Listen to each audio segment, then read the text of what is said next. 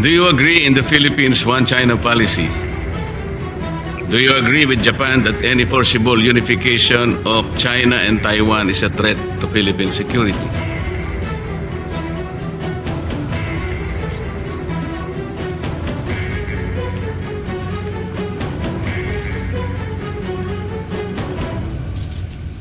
Well, Mr. President, the policy is we adhere to the One China policy.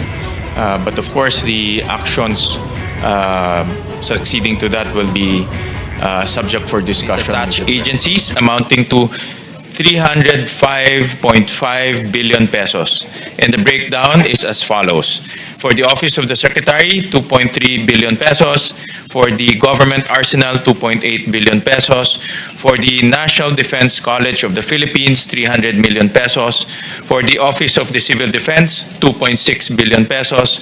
For the Philippine Veterans Affairs Office, 1.6 billion pesos.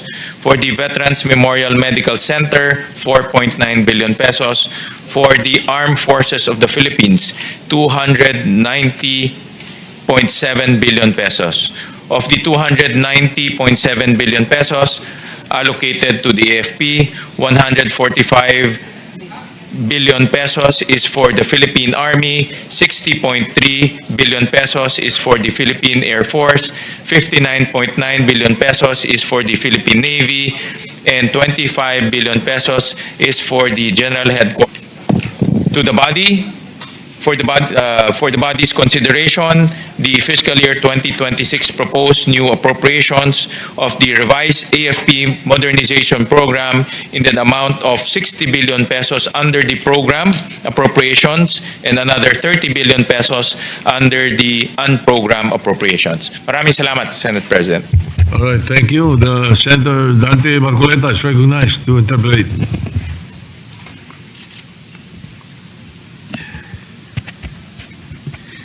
Thank you very much, Mr. President. Thank you for time accommodation in order to fulfill a very important social obligation today. Mr. President, I'd like to start with defense alliances with the United States, Japan, and Australia. The first question is, to what extent does the 2026 budget assume U.S., Japanese, or Australian support in case of a major WPS contingency?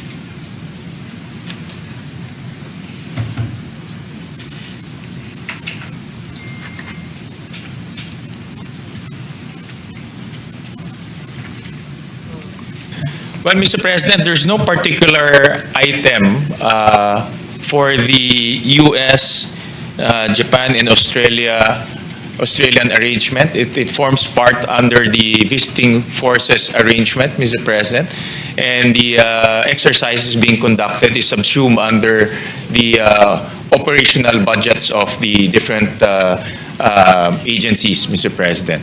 So there's no particular item for the U.S., for Japan, for Australia. It's subsumed under the exercises being conducted and subsumed under those budgets, Mr. President. And that will mean, Mr. President, that no critical capabilities are still being outsourced from these allies.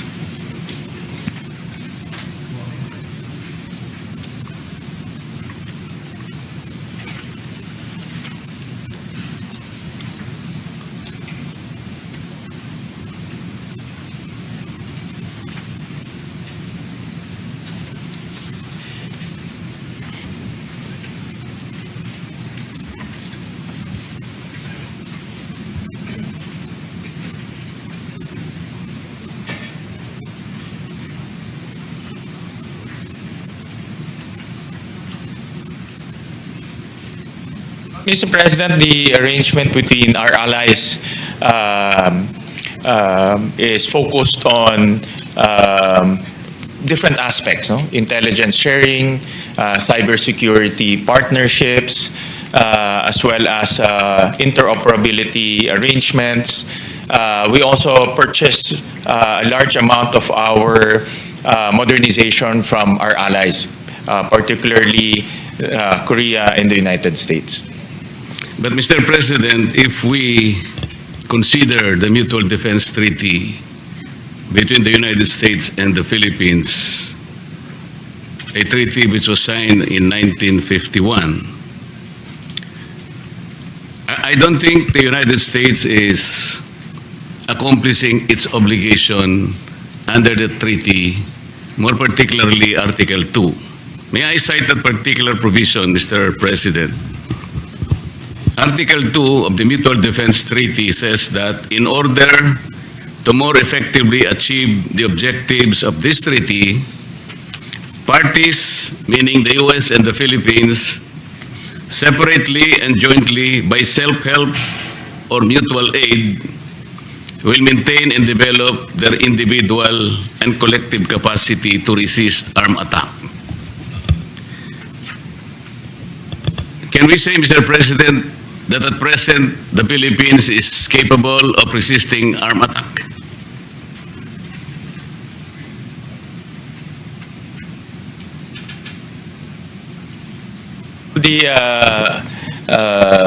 The answer from the Department of National Defense is depends on the degree of the armed attack, Mr. President. And that's why we have interoperability exercises with our allies, Mr. President, so that we can be prepared for any eventuality, including disaster preparedness, Mr. President, which is, I think, a much more critical preparedness activity that we need to endeavor.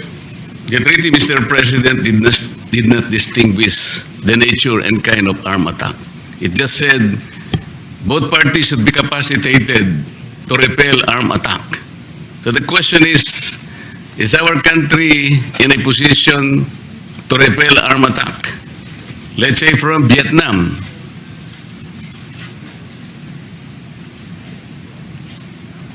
Well, it really depends, Mr. President, on the degree of the armed attack, Mr. President. So They should consider the strength of the Vietnamese army. Can we just... we cannot imagine how much force or what is the extent of armed attack. These countries who may want to attack us will not tell us. Kaya nga, paano natin magagamit yung Article 2? Is it not proper for us to at least make ourselves capable of whatever attack? That should be the ideal objective. And the Mutual Defense Treaty should be able to accomplish this. This is the main objective. That's why I'm asking you, Mr. President. Mr. President, one of the aim of the DND is to continue to modernize our capability, Mr. President. That's why we have allocated 60 billion pesos in the budget to continuously support the modernization of our armed forces, Mr. President. But that is not answering the question, Mr. President. I'm asking whether our country is in a position to repel armed attack. This is the objective of the Mutual Defense Treaty. If we continuously hide upon the argument that we are perennially being assisted by the United States, Japan, and Australia, we're compromising our sovereignty and strategic autonomy, Mr. President. So ba't meron pa po tayong Mutual Defense Treaty? We cannot even answer this simple question. Mr. President, with the present capability and the continuous upgrading of our military capability, the objective is to deter instances like what you have mentioned, Mr. President. You're saying, Mr. President, we are in a position to deter, for example, China from attacking us? Can we now deter China from attacking us? Yes, Mr. President, the Secretary answered in the affirmative. So what are the deterrents? Or what is the deterrence, Mr. President?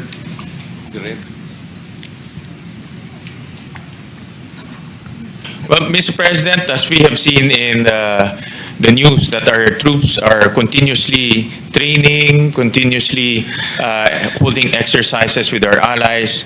So with the capability of our troops and also with the partnership with our allies, Mr. President, these are the components that can bolster our deterrence, Mr. President. That is the only answer that you can provide, Mr. President. Mr. President, that is the objective of the Department of National Defense, Mr. President. But Mr. President, I'm asking in relation to the Mutual Defense Treaty. This is a very important treaty. It is, I think, 74 years old. If we maximize that treaty, hindi naman po siguro tatagal. After 74 years, hindi pa po natin masabi na kung ano ang ating napala dito sa Mutual Defense Treaty. Mas matanda pa po sa akin ang treaty ito, Mr. President. Well, Mr. President, from my observation, yung interoperability, yung balikatan exercises is a clear evidence that we are operationalizing the treaty. Yung treaty ho, papel lang ho yan eh. Kung hindi ho natin ilalagay yan sa action through the balikatan exercises, through modernizing our capability, to coming up with our own modernization program, hindi ho talaga magiging beneficial yung treaty na yan. So makikita naman ho natin na tuloy-tuloy po ang paglalaan po ng pondo sa ating AFP at tuloy-tuloy rin po nila ginagawa yung kanilang makakaya with the limited budget that we have. No? Sana ho mas malaki, but with the limited budget that we have, yung kanilang mga exercises para po makaresponde ho sila kung ano man ang pwedeng mangyari. Eh sabi po nyo kanina, Mr. President, wala naman po tayong na-outsource sa ating mga partners. It is inconsistent, Mr. President. Sabi, tinatanong ko po kanina, gaano po sa ating budget ang ma-assume natin na suporta mula sa tatlong mga kaibigan natin. Sabi po ninyo, wala. Yeah.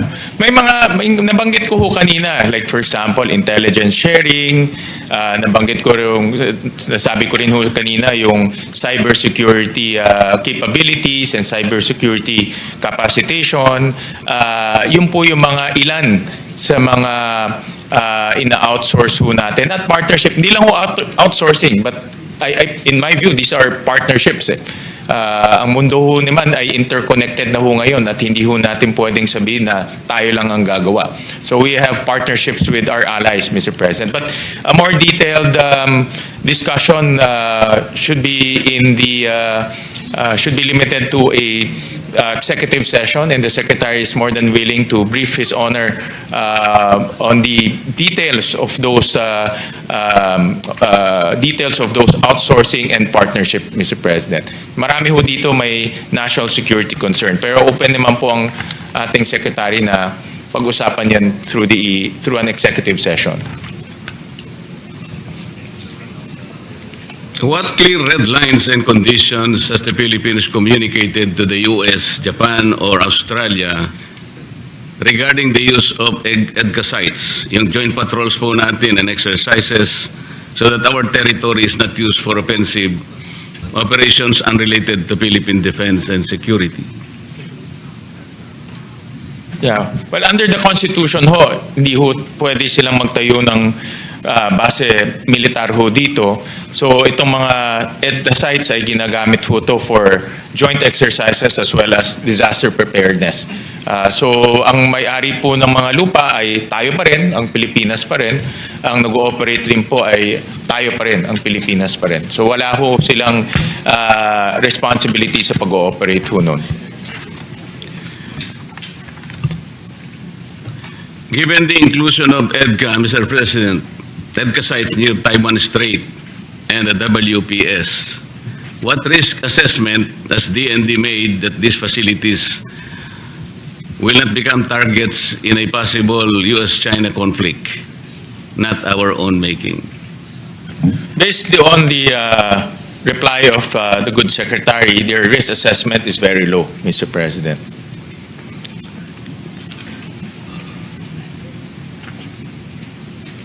With the reciprocal access agreement with Japan, enhanced defense cooperation with Australia, What types of operations are explicitly ruled out on Philippine soil or in waters? Example, preemptive strikes, offensive cyber operations, long-range missiles deployments. If you can please specify, Mr. President.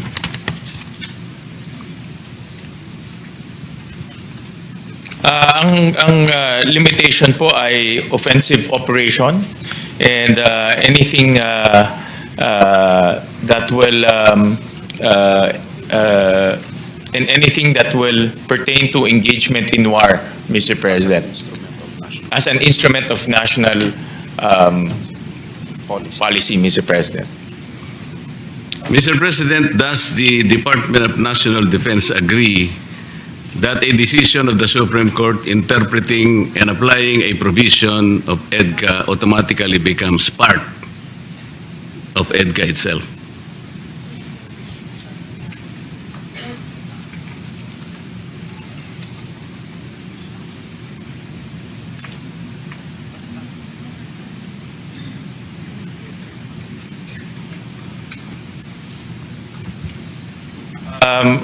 Mr. President, the reply of the Secretary, it's the dispositive portion reflects that, Mr. President.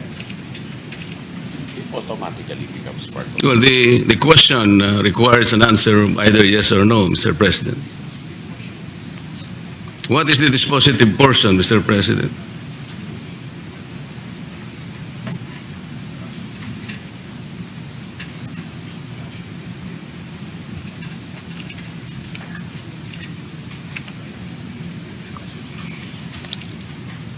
The reply of the Secretary, Mr. President, it's part of the ruling and it's part of the ratio decidendi, Mr. President. Yes, of course, the decision of the Supreme Court always form part of our legal system, Mr. President.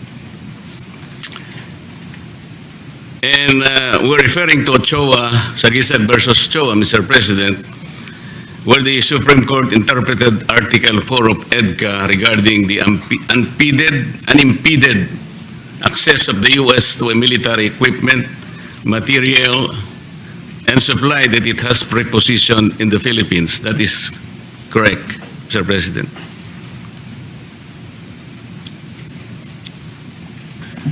Mr. President, if that is in the ruling, then that is correct, Mr. President. And therefore, Mr. President, you have to agree that such interpretation of the Supreme Court should automatically form part of EDCA, correct? yes, Yes. Subject to the full Constitution. And therefore, the DND has the legal mandate to implement that interpretation of the Supreme Court. Yes, Mr. President, that's correct. Ang sabi po kasi sa kasong ito, o decision na ito, Mr. President,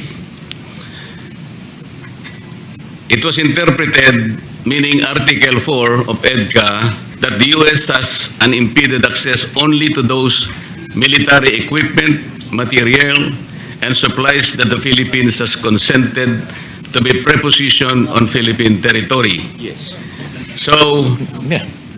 could the DND please detail how exactly it is implementing that decision of the Supreme Court, specifically what consent mechanism it is using? Is it the Mutual Defense Board or the Security Engagement Board?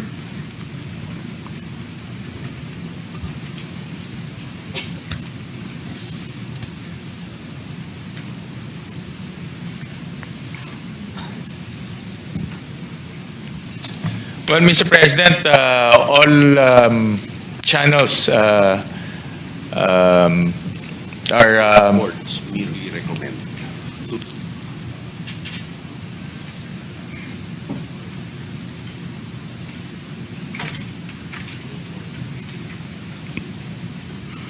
I was informed, Mr. President, that the boards are merely recommends, and the secretaries of the DFA and the DND are the ones who approve it, Mr. President. When we say the boards, Mr. President, we're referring to MDB and the SEB. Yes, Mr. President, correct.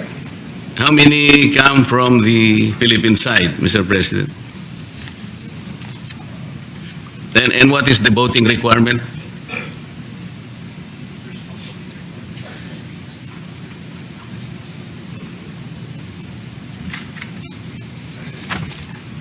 It's 7-7, Mr. President, in the board. But the board is billion. Has there been an instance, Mr. President, when the Philippines did not allow the U.S. to preposition a certain military equipment, material, or personnel? Well, Mr. President, the Secretary relayed that they're not at liberty to divulge that the answer to that, Mr. President. May we know the reason, Mr. President?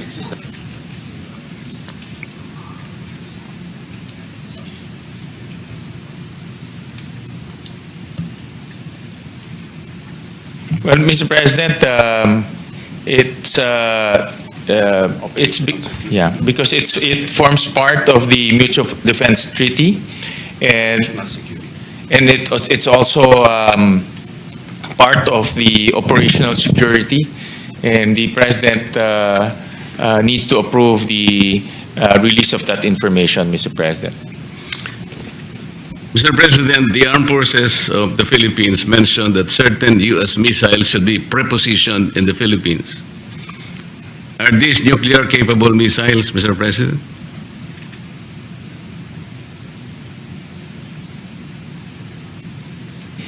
Mr. President, no, they're not nuclear missiles, Mr. President. Mr. President, the 2006 U.S.-Bulgaria Defense Cooperation Agreement,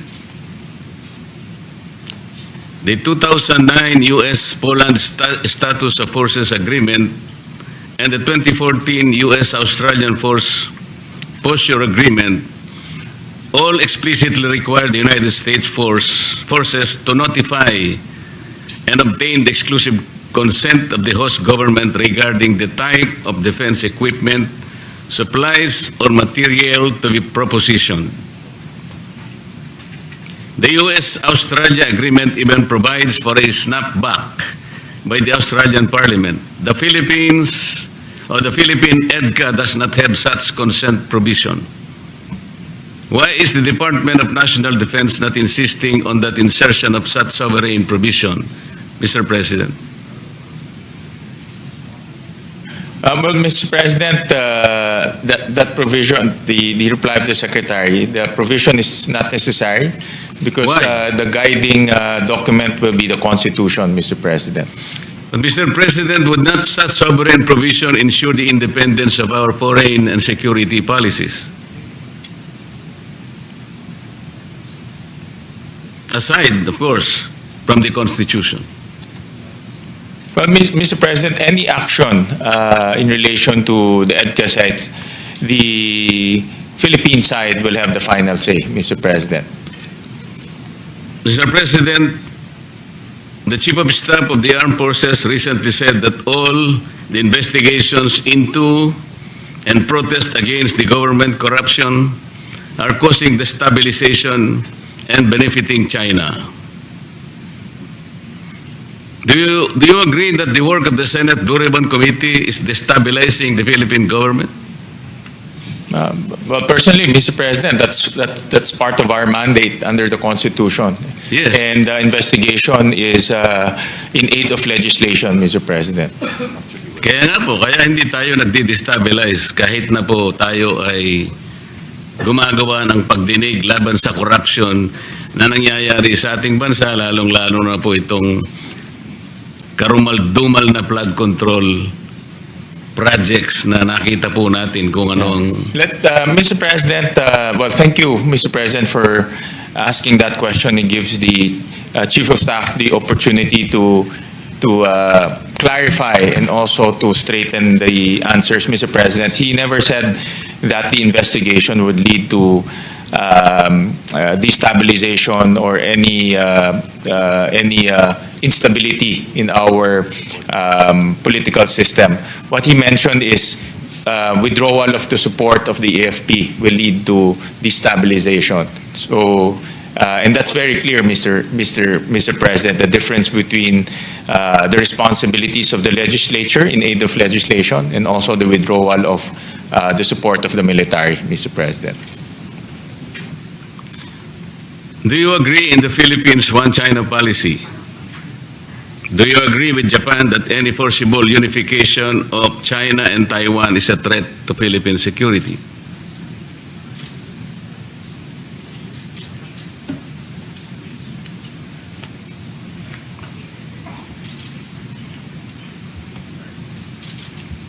Well, Mr. President, the policy is we adhere to the one China policy.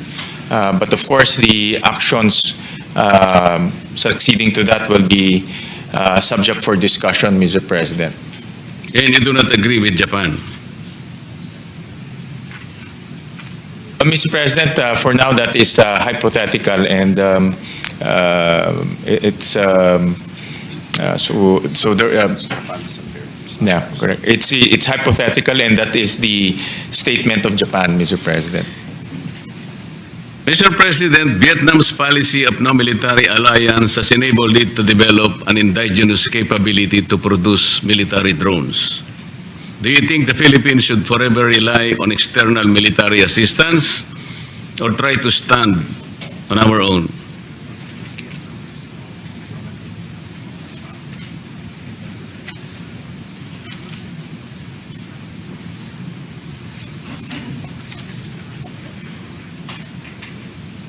Well, that's the direction, Mr. President, to be self-reliant on our military needs, Mr. President, and hopefully later on we can invite investors to come here and build facilities that will manufacture drones and other military equipment, Mr. President. That's the aspiration, Mr. President.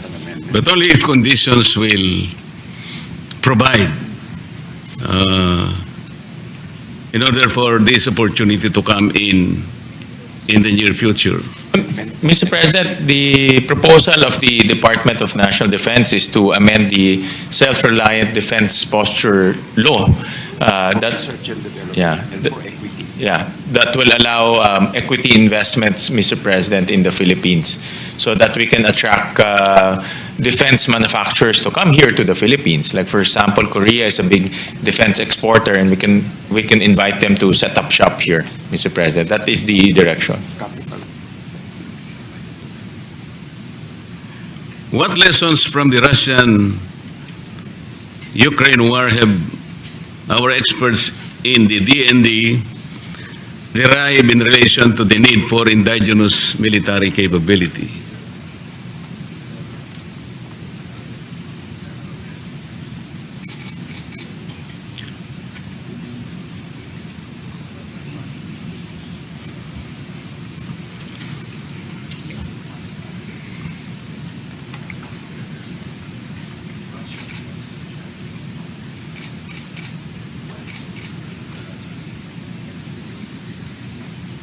Well, Mr. President, there are many lessons that the department derived from that Russian-Ukraine war. One is the indigenous capability in manufacturing, Mr. President, and actually I've seen some documentaries that because of that war, the Ukraine defense manufacturing industry had a resurgence. They now produce virtually most of the things that they need to repel the Russian invasion. Number two is another lesson is no, you cannot rely on one country in terms of one country alone to on both sides, Mr. President, on defense support, Mr. President. So it's important to also have alliances with different like-minded nations, Mr. President.